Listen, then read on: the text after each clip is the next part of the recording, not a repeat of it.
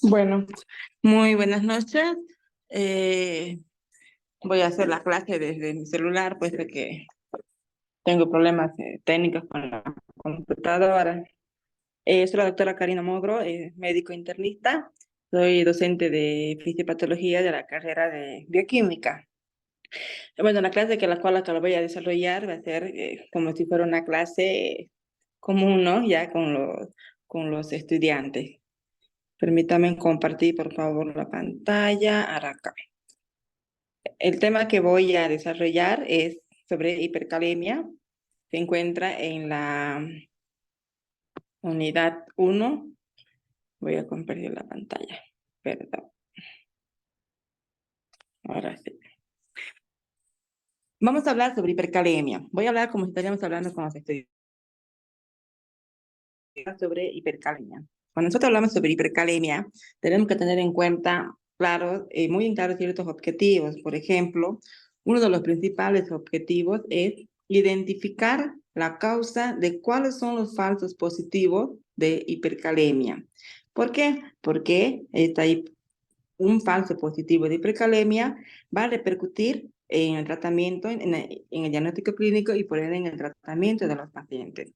Otro de los objetivos es conocer las manifestaciones clínicas de la hipercalemia y así tener una sospecha clínica diagnóstica, ¿no?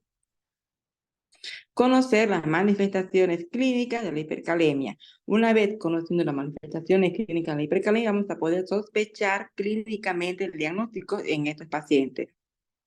Otro de los objetivos es también conocer la importancia de qué importancia o cuál es la importancia de reconocer los resultados o de obtener los resultados laboratoriales de forma urgente. Esto voy a recalcar muy bien, chicos, para que lo tomen en cuenta en sus prácticas hospitalarias, cuando ustedes ya vayan a hacer sus prácticas y ya cuando acaben de hacer su internado. Van a ver qué tan importante es que conozcamos todo eso. ¿Qué contenido vamos a abarcar ahora? Vamos a hablar sobre, primero, la definición de hipercalemia o hiperpotasemia, que es otro nombre. Vamos a hablar de causas de hipercalemia, que son las dos principales, lisis celular e insuficiencia renal. Vamos a hablar de la fisiopatología y las manifestaciones clínicas de hipercalemia y sobre todo, a lo que es muy importante, que debemos hablar en todos los temas, es la aplicación clínica. Vamos a poner dos escenarios clínicos. Acá tengo la bibliografía, bueno, ustedes ya lo van a poder ver cuando tengamos, yo les voy a pasar las diapositivas para que ustedes puedan ampliar sus conocimientos. Es importante que aparte de lo que yo les estoy dando, ustedes vayan, lean, busquen, amplíen su conocimiento. No se quedan con lo que siempre el docente le dice. Ustedes tienen toda la obligación y el derecho de ampliar sus conocimientos y consultar a su docente en caso de duda. Tenemos una idea rectora. ¿Cuál es la idea rectora de ese tema? Es que los trastornos electrolíticos, es decir, que la hipercalemia es un trastorno electrolítico que se caracteriza obviamente por niveles elevados de potasio en la sangre.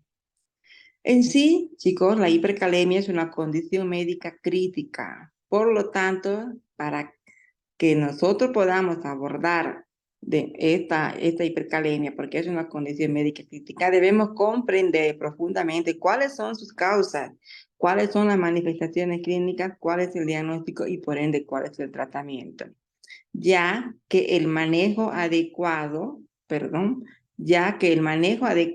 es esencial, es decir, el manejo adecuado de la hipercalemia es esencial para prevenir complicaciones que son potencialmente mortales y mejorar la calidad de vida de los pacientes. Con esto quiero decir que la hipercalemia es una urgencia médica. La hipercalemia la tenemos que tener bien presente como cuál es el diagnóstico, qué debemos tomar en cuenta a la hora de hacer un diagnóstico de hipercalemia y cómo debemos abordarla, ¿ya? Porque es una urgencia médica. Es decir, no puede esperar el paciente con hipercalemia. Sí, sí, Yo, ¿estás ocupadita? sí, estoy ocupada. Ya. Perdón. Perdón, estoy en el trabajo. Entonces, es importante que que nosotros conozcamos profundamente cómo es el manejo de la hipercalemia, ya que esta hipercalemia es una urgencia médica. Es decir, que el paciente acude al hospital, está con hipercalemia, nosotros debemos resolverlo ya. No podemos dejarlo para el otro día, para 2 días o para la guardia, ¿no? Porque hasta eso el paciente puede complicarse y puede fallecer. Algo que es muy importante y que nosotros nos debemos preguntar, ¿en qué radica la importancia? ¿Por qué creen que este tema está dentro de su programa analítico de ustedes, sobre todo en la área, ¿no?, de bioquímica? ¿En qué radica la importancia de conocer las manifestaciones clínicas de la hipercalemia? Radica en algo, y ahí lo vamos a ver. Es algo muy importante que nosotros conozcamos las manifestaciones clínicas de hipercalemia. Otra de las preguntas que nos debemos hacer es ¿qué tan importante creen ustedes que es conocer las causas de falsos positivos de hipercalemia en la práctica clínica diaria? ¿Y cómo repercute esta pseudo hipercalemia o falso positivo en el tratamiento médico? Vamos a ver eso, que es muy importante. Yo creo que esa es la principal pregunta que nosotros debemos hacernos para poder responder a nuestros objetivos. Continuamos. Más ampliamente, ya dijimos que hipercalemia es el aumento de potasio plasmático por encima de sus valores normales. ¿Cuánto de normal? Por encima de 5.5 miliequivalentes litro. Chicos, algo que quiero hacer hincapié es que la hipercalemia es un problema muy poco común. No es frecuente como una infección urinaria, como una hipocalemia, como una hiponatremia, como vimos en clases anteriores. No es frecuente, ¿ya? Es un problema clínico poco común, ¿ya? Y sobre todo cuando nosotros vemos hipercalemia, tenemos que estamos ante pacientes que tienen una insuficiencia renal aguda o crónica, ¿ya? Principalmente en ellos se produce la hipercalemia. No es habitual ver en todos los pacientes hipercalemia, como vemos alteraciones en el sodio, alteraciones en el calcio u otro tipo de alteraciones. Ya que quede claro esto, por favor. Vamos ahora a saber con más detalle cuáles son las causas de hipercalemia, de una hipercalemia real, ¿ya? Son dos principales causas. Salida de potasio, es decir, que el potasio sale desde el espacio intracelular al extracelular, o de causa renal. ¿Cuáles son las dos causas de salida de potasio desde el intracelular al extracelular? Es por lisis celular. ¿Y en qué circunstancias ocurre el lisis celular? Son aquellas que están relacionadas con el laboratorio y aquellas, por ejemplo, en quemadura o una rhabdomiólisis, que los voy a explicar a detalle, ¿ya? Y la otra causa, como ya decíamos el rato, que es la más común, la más frecuente, es por insuficiencia renal, ya sea aguda o ya sea crónica.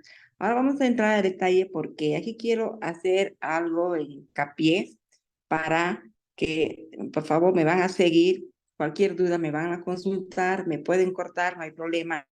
La idea que quiero es que quiero que quede clara esta idea, sobre todo en ustedes que están en el área de salud, que son personal de apoyo de los médicos, ¿no? Que prácticamente atender a un paciente no solamente es función del médico, sino también es un trabajo en equipo, donde ustedes son parte vital, parte importante en este trabajo, ¿no? En lo que es el tratamiento médico del paciente.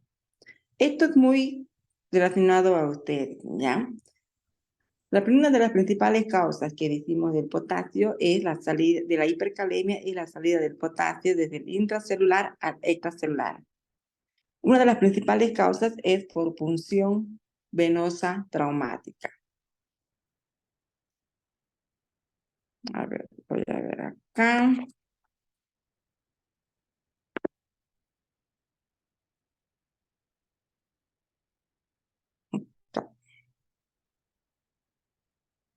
Perdón.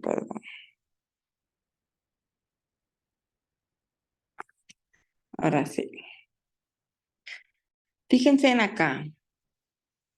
Cuando bueno, cuando en medicina los médicos piden algún examen complementario, sobre todo el ionograma.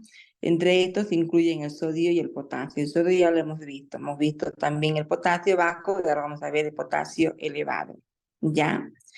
Fíjense, una de las principales causas es desde la salida de potasio desde el intracelular al extracelular por una punción traumática. Miren acá miren acá en esta gráfica. Acá tengo mi vaso sanguíneo, aquí tengo varias moléculas de potasio, aquí tengo la célula y aquí tengo varias moléculas de potasio. En clases anteriores, normalmente dijimos que el potasio, sí, del 100%, el 98% del potasio se encuentra dentro de la célula, ¿ya? Y solo el 2% del potasio se encuentra dentro del espacio o en el espacio intravascular, es decir, en el plasma, ¿ya? Fíjense, si hay una lisis celular, hay una destrucción de la célula, ¿de dónde a dónde va a ir el potasio? Bueno, en estos casos yo ahí les hago las preguntas y dejo que el estudiante vaya y siguiendo conmigo en este aprendizaje. ¿De dónde a dónde sale el potasio? El potasio va a salir desde el espacio intracelular al espacio intravascular, obviamente, porque ha habido una lisis celular. Y si yo voy y saco sangre, ¿cómo va a estar este potasio plasmático? En la sangre, obviamente que va a estar elevado. Entonces, yo tengo que tener muy en cuenta a la hora de ir a tomar una muestra sanguínea a un paciente. ¿Por qué? Porque si yo hago una punción venosa traumática, chicos, es decir, cuando es traumática, cuando muevo mucho la aguja, cuando no puedo encontrar la vena, etcétera, hay pues lesión a nivel de la vena y por lo menos por lo ende va a haber lesión a nivel de los glóbulos rojos y por lo ende va a haber una lisis celular y por ende el potasio va a salir al plasma y por ende la sangre obtenida cuando nosotros llegamos a la centrifugadora, porque esto que ustedes están viendo acá es después de centrifugar, donde se separa el plasma con obviamente, los glóbulos rojos. Fíjense, acá normalmente, cuando nosotros llevamos a la centrifugadora, el plasma está aquí arriba y los glóbulos rojos están totalmente separados. Esto es normal.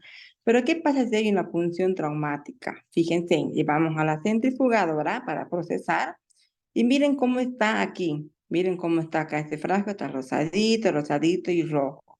No está separado el plasma de los glóbulos rojos. Esta es una muestra hemolizada. ¿Qué quiere decir?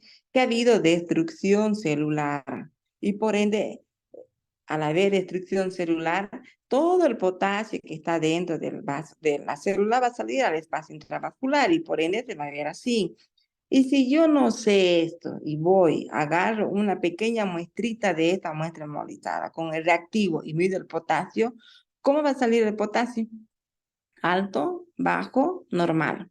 Generalmente ahí, en estos casos, yo les hago las preguntas a los estudiantes y ellos me van respondiendo. Bueno, de acuerdo, después de una discusión, etcétera, ya se les explica entonces que el potasio sale alto, lógicamente. ¿Por qué? Porque se ha hemolizado la muestra, se ha hemolizado los glóbulos rojos y por ende el potasio está todo por aquí nadando. Y si yo tomo con un reactivo, obviamente que ese potasio va a ser alto. Ahora, yo les hago la pregunta a ustedes. ¿Ustedes creen que este potasio que está aquí, de ese resultado, es real? ¿Qué dicen? A ver, ¿qué dice usted, señorita? ¿Qué dice usted, joven? ¿Qué creen?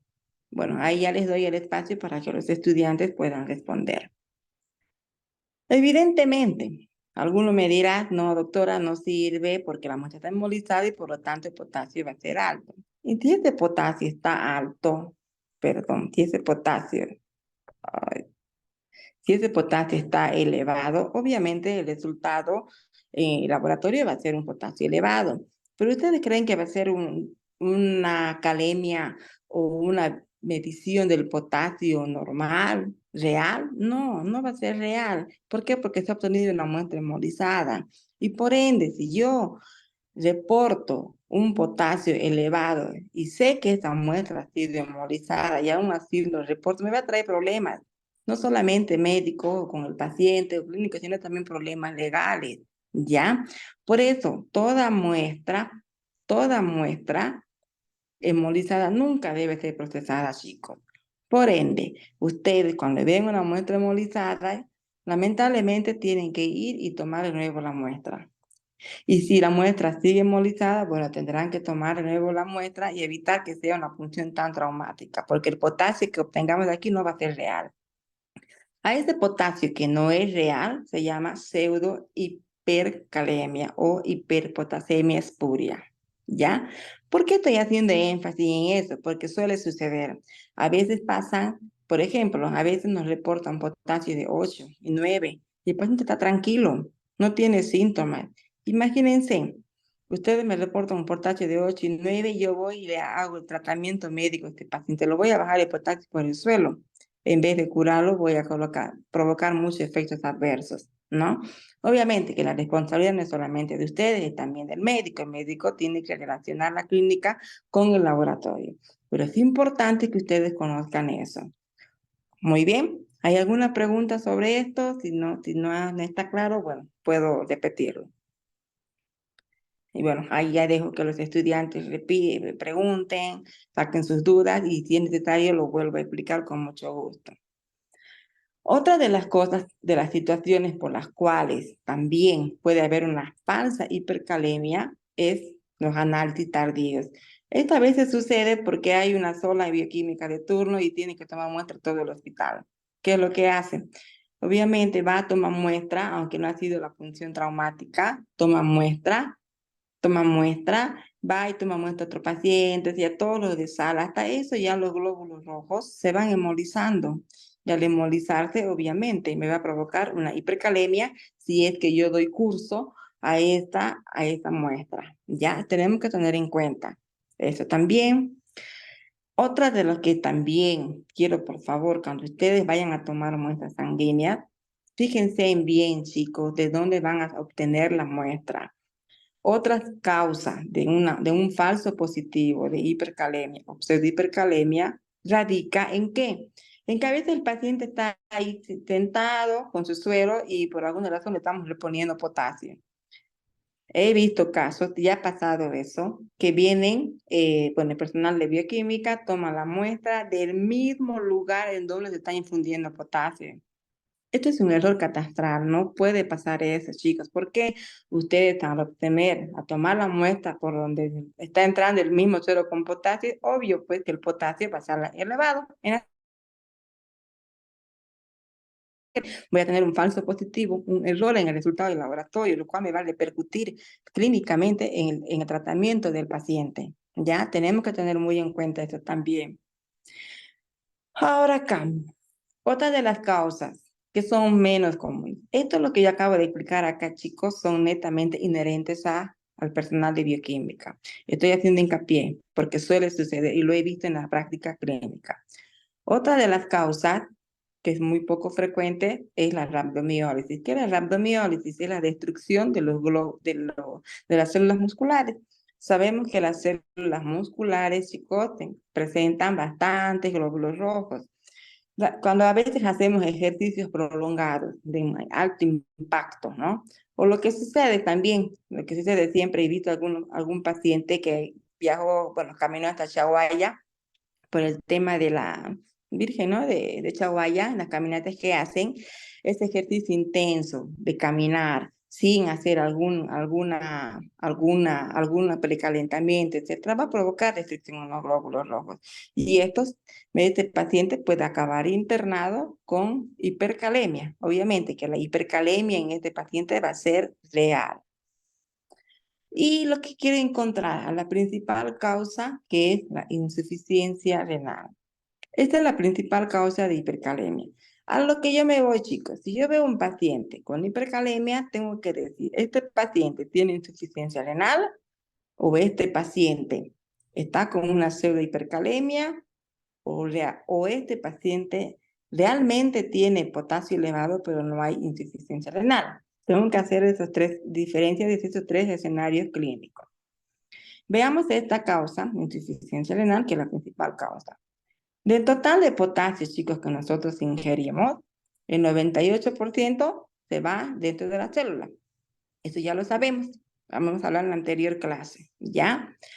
De este total de ingesta de potasio, el 2% se queda dentro del plasma sanguíneo, que corresponde más o menos a 4.000 equivalentes. De este 2%, chicos, porque este es el potasio plasmático el que tiene actividad funcional. De este 2%, fíjense, el 80% se bota por la orina, se elimina por la orina. El 15% se elimina por las heces y el 5% se elimina por el sudor. Ahora yo les hago la pregunta a ustedes. Si yo tengo un paciente con insuficiencia renal, es decir, que no puede eliminar los metabolitos, las sustancias tóxicas, vamos a ver posteriormente las causas de insuficiencia renal y cómo son sus manifestaciones clínicas. Pero a grandes rasgos, si yo tengo un paciente con insuficiencia renal, es decir, que ese riñón no puede cumplir la función de eliminar varias sustancias y entre estas el potasio, ¿qué es lo que va a pasar? ¿Qué creen ustedes? ¿El potasio se va a eliminar normalmente de la sangre o no se elimina? Bueno, ahí en esos casos yo les hago las preguntas a los estudiantes, hacemos una discusión, ellos promoviendo la participación activa, ¿no? De todo y el razonamiento clínico. Continuamos con la clase. El 80% se elimina por la orina. Entonces, si yo tengo una insuficiencia renal, obviamente que ese potasio no se va a eliminar por el riñón y va a recircular en la sangre. Cosa que cuando yo voy a tomar muestra a un paciente, sí voy a tener una verdadera hipercalemia. Aquí quiero hacer hincapié. ¿Por qué? Porque muchos de nosotros, y se ha visto en los hospitales, incluso en consulta externa, que a los pacientes con insuficiencia, aún con insuficiencia renal, sabemos que nuestros riñoncitos no están funcionando bien y les medicamos con fármacos. Por ejemplo, usamos mucho la espironolactona y la hidroclorotiazida, que son diuréticos. El paciente no orina, pero bueno, ya le demos algo para orinar. Perfecto. Damos espironolactona e hidroclorotiazida. Vamos a hacer vamos a agravar el cuadro clínico del paciente. ¿Por qué? ¿Por qué? Porque la espironolactona y la hidroclorotiazida son fármacos ahorradores de potasio. Imagínense, es decir, el paciente no orina y yo le voy a dar un fármaco que me va a retener más potasio, aparte que el riñón no funciona, este paciente va a ser una franca hipercalemia. Por eso, chicos, es importante que nosotros conozcamos bien la función renal del paciente antes de indicar estos medicamentos, espironolactona e hidroclorotiazida principalmente. Acá, bueno, les pongo una gráfica para que ustedes conozcan por la cultura general cuáles son los alimentos ricos en potasio y cuáles son los alimentos que los pacientes con insuficiencia renal no deben comer. Por ejemplo, las papas fritas, miren, tienen 17.9 de potasio. Pobre paciente, como no puede comer papas fritas. Un plátano, los pacientes con insuficiencia renal no pueden comer plátano. Fíjense en él, tiene 8.6 micromoles por el litro de potasio. Fíjense en acá, jugo de naranja tiene grandes cantidades de potasio. Por eso los pacientes con insuficiencia renal, chicos, tienen una dieta muy estricta. No es cualquier dieta que ellos quieren. Su dieta de ellos, si tienen insuficiencia renal y no pueden eliminar el potasio, obviamente que es potasio. Vamos a la fisiopatología y a las manifestaciones clínicas. A ver, aquí yo quiero que me presten atención porque de aquí va a salir todo lo que es las tareas que ustedes tienen que realizar y yo quiero que razonen ustedes y sigan conmigo. Las manifestaciones clínicas de la hipercalemia son similares a la hipocalemia, que ya la habíamos visto en la anterior clase. Este paciente con potasio alto puede estar asintomático, pero vaya a saber si realmente el potasio está alto. ¿Ves? Tenemos que descartar siempre que no haya una pseudo hipercalemia o un falso positivo de hipercalemia. O el paciente puede estar con algunos síntomas, por ejemplo, puede tener algunas arritmias, parálisis musculares y parestesias. Aquí radica, chicos, la importancia de conocer cuáles son las manifestaciones clínicas de los trastornos del potasio, tanto de la hipocalemia como de la hipercalemia, porque son similares. El paciente con potasio elevado real puede tener una parálisis muscular, que es ascendente, va desde los pies, va subiendo hacia las piernas, puede llegar incluso hasta los miembros superiores, pero inferiores, ascendente, ¿no? Abdomen, tronco, llega al tronco, hacen parálisis respiratoria. El paciente puede hacer un paro respiratorio. Miren la importancia de saber los síntomas de una hipercalemia. Otra de las principales manifestaciones clínicas son las arritmias. Y generalmente se lo vemos a diario cuando el paciente está con una hipercalemia. Y a veces estas arritmias son fatales. ¿Ya? O también puede ser que el paciente no tenga esta sintomatología típica, pero tenga uno que otro síntoma. Entonces siempre tenemos que tener, si un paciente tiene alteraciones en la conducción eléctrica, es decir, en el ritmo del corazón, alteraciones a nivel muscular, debilidad muscular, calambres, parestesia, siempre tengo que sospechar que hay una alteración en el potasio. Y es lo primero que tengo que pedir. ¿Ya? ¿Cómo hacemos el diagnóstico, chicos? Obviamente, tengo la sospecha clínica o tengo los síntomas o por hallazgo casual que el paciente esté asintomático. Yo siempre, chicos, lo primero que tengo que hacer es descartar que sea una pseudo hipercalemia. Ya les voy a decir por qué. ¿Ya? Ahora, si mi paciente tiene insuficiencia renal y está con el potasio elevado, es más que seguro que sea una verdadera hipercalemia. Ya les he explicado cuál es el mecanismo fisiopatológico de la hipercalemia en los pacientes con insuficiencia renal. A lo que me voy, descartamos siempre una pseudo hipercalemia, número uno, y número dos, siempre los potasios elevados tenemos que relacionar con la clínica. Muy rara vez, chicos, el paciente con potasio de 7, de 8.000 equivalentes litros está asintomático. Si yo tengo un paciente asintomático con potasio de 8, me tengo que preguntar, ¿realmente es un potasio elevado o es una pseudohipercalemia? ¿Qué tendré que hacer acá? ¿Qué me dicen ustedes? Por lógica y por lo que acabamos de explicar, ¿qué tendré que hacer acá?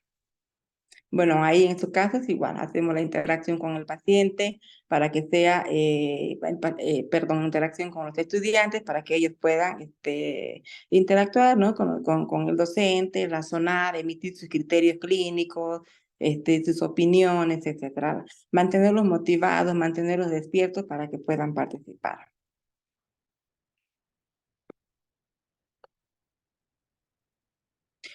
Tenemos dos escenarios clínicos, chicos. Tengo un potasio, por ejemplo, tengo un potasio de 6.000 equivalentes por litro, ¿ya? Viene un paciente con un potasio de 6.000 equivalentes por litro. Me tengo que preguntar, ¿el paciente está sintomático? ¿El paciente no tiene antecedentes de patología renal? Porque la principal causa de una hipercalemia verdadera. ¿El paciente no tiene algún antecedente de ingesta de fármacos, por ejemplo, espironolactona, hidroclorotiazida? O si tengo un paciente con potasio de 6.000 equivalentes litros, me pregunto, ¿el paciente está asintomático, sintomático? El paciente sí tiene insuficiencia renal conocida, porque vamos a pedir urea y creatinina concomitantemente al potasio. Hay antecedentes farmacológicos. Estas son preguntas clave. Es decir, un ejemplo, viene un paciente tranquilo, normal, con potasio de 6 o de 7. Señor, ¿tiene debilidad muscular? No. Ay, ¿cómo está la conducción eléctrica? Le hago un electrocardiograma. ¿Hay alteración en la conducción eléctrica? No. ¿Está tranquilo? ¿No hay parálisis, no hay parestesias? No. Ahí yo tengo que hacerme la pregunta. ¿Es una pseudohipercalemia o es una hipercalemia verdadera? Pero si viene un paciente con algunos síntomas, calambres, un poco de arritmia, y tiene una insuficiencia renal y ha estado consumiendo medicamentos que no debería consumir, por ejemplo, la espiro, la furosemida, o no se ha estado cuidando en la dieta, entonces más que seguro que ese potasio sea real. Chicos, ¿en qué radica la importancia? Aquí quiero hacer hincapié.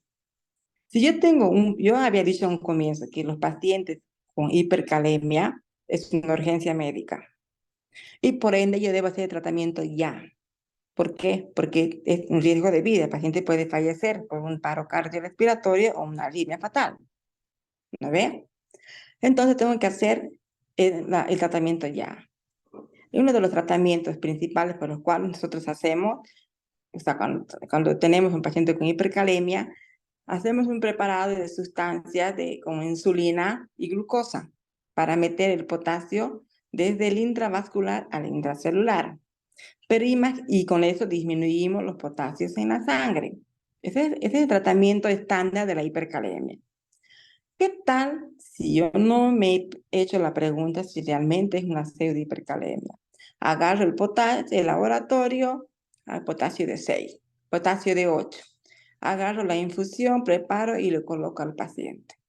El paciente estaba asintomático, sin antecedentes renales. ¿Qué tal si hago eso? ¿Qué voy a provocar en el paciente? ¿Qué va a pasar?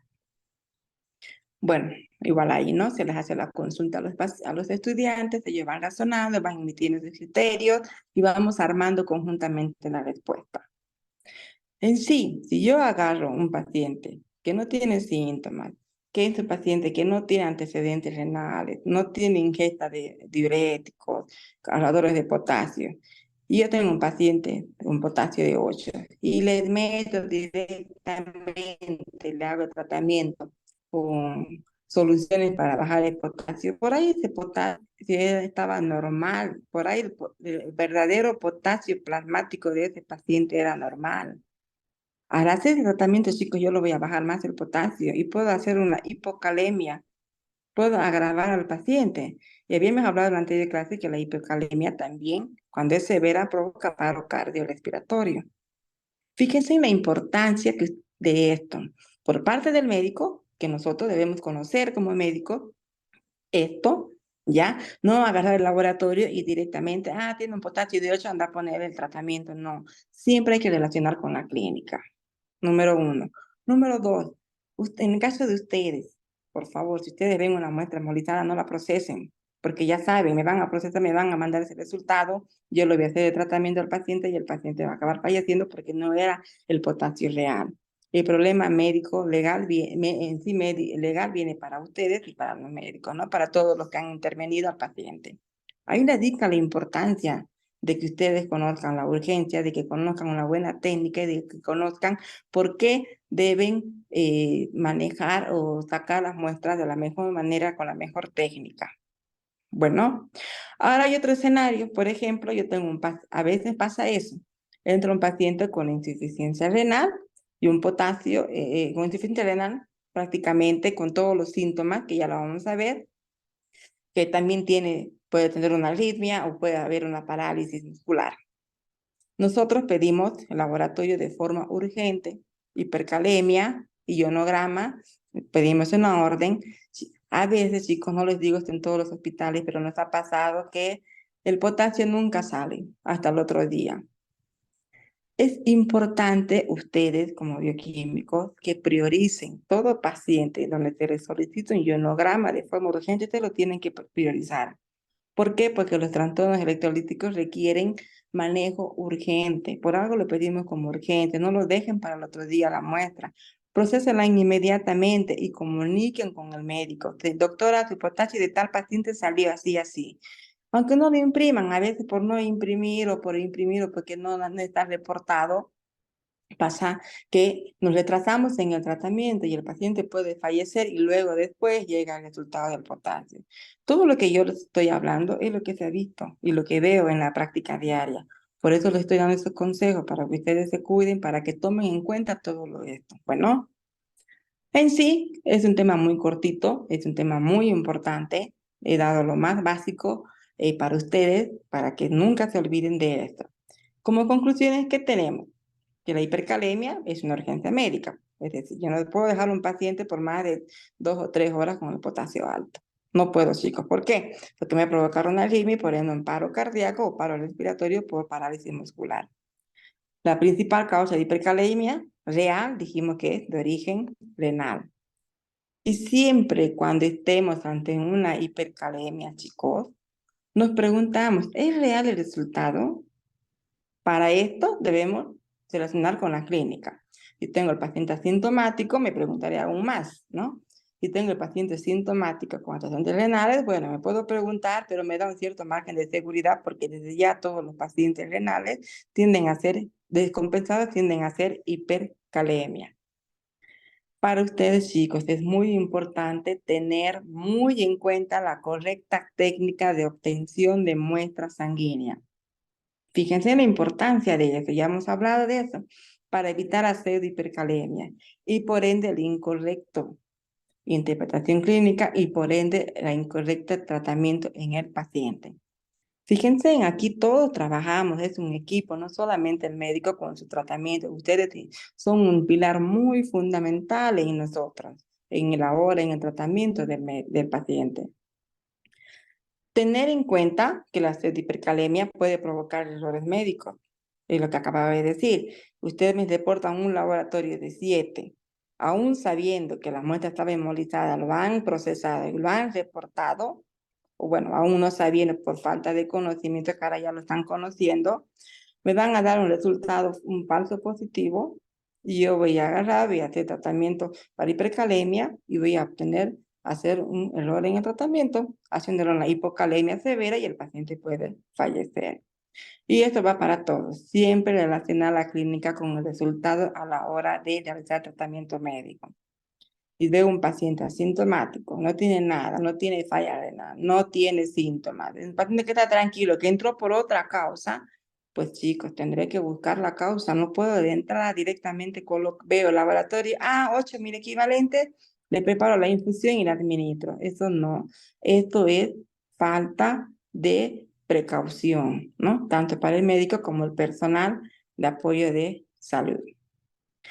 Bueno, hicimos la clase rápida, la hice la clase rápida porque nos piden grabar en 15 minutos, pero generalmente tardamos, ¿no? Entre 40 minutos porque vamos interactuando con los estudiantes, cosa que ellos vayan razonando, vayan sacando sus propios criterios, hacemos con lluvias de ideas, hacemos discusiones clínicas incluso en el aula.